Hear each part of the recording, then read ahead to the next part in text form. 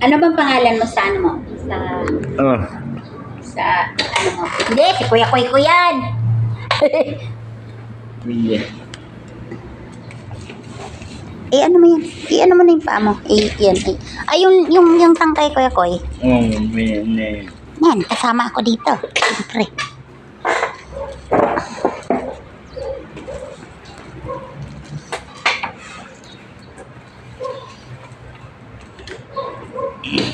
Hindi ka. Ano mo yung paa mo? Ay, ito yung ano ng sapatos Kuya Koy. Ayun. Hindi. Ayusin mo. Anong gagawin ko? Ano yan? Nakaganyan nga. Nangida na po yun. Oh, ayun nga oh. Ayun yung sapatos. Mamaya na. Dalawang paang gulid. Ano mo yung dalawang paa mo, G. Ganyan. Ganyan. Yan, gagamutin. Ano mo ka para maabot ni Kuya.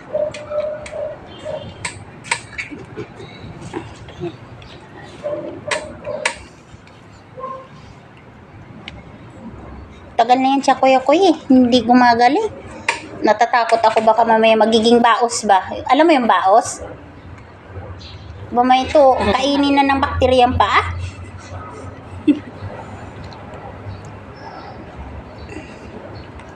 Huwag mo ilapit sa apoy, masunog yan. Nangangalay na nga ako eh. Ang hirap niya nga.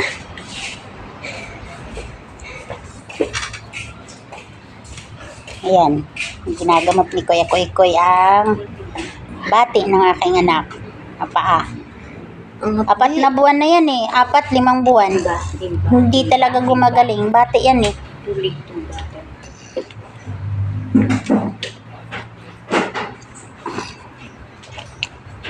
Kahit anong gamot ko dyan, nagpabalik-balik na lang eh. Ay na, meron na. Huwag kayo. Ito, ginagamit ko pa. Huwag mo na kayo kumain. Itlog tayo. Bakit? Manok. Kakain na. Oo. Tiyo kanina. Mga bagoong no, Kuya Koy, no? Oo. O, magtyaga ka muna sa asin. Asin tuyo. O kaya malunggay na pinakuluan, wala. Asin tsaka ano. Ayan. Noodles, Matagal. pwede ata yan o. Matagal na yung paa na yan. Ginamitan. Binilhan ko na nga ng cream na mahal yan, Kuya Koy. Tapos, Pabalik-balik. huwag mo basahin ng tubig ka.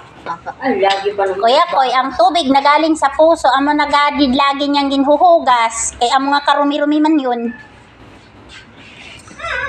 Mahilig pa naman yung pag ano. Nakita mo. Oo.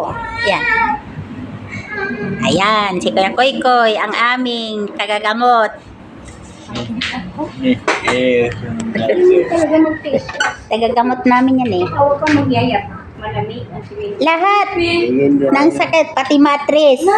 Ala, hindi naman ako babae. Sinabi ba ikaw? Pati sakit sa mattress.